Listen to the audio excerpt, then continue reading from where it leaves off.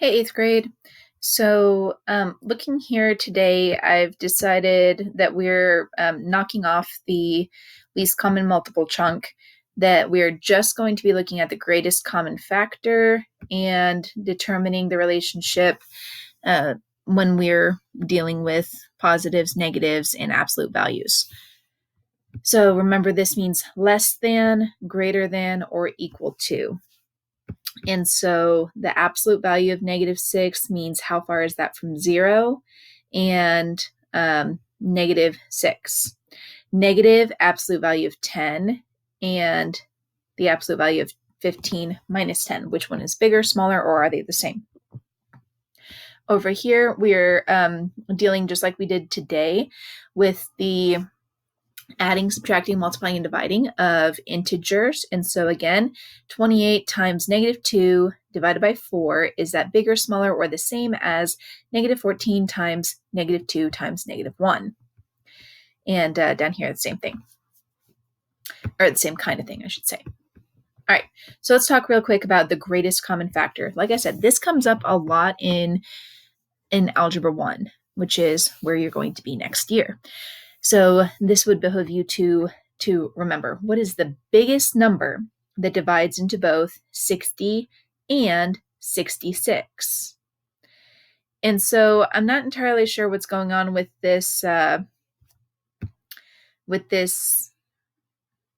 model up here. This is not how I remember learning this, and I'm trying to look at it and understand, but this is not my model.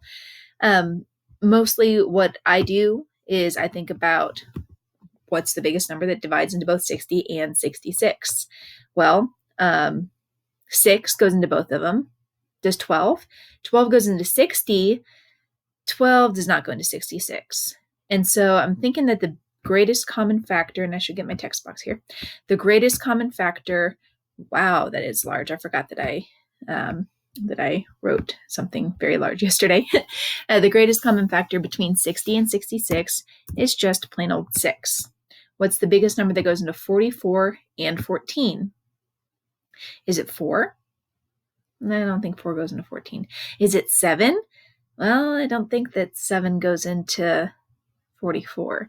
And so you think about, what numbers can you divide both of these numbers by? Okay, and then that's pretty much it all the way down.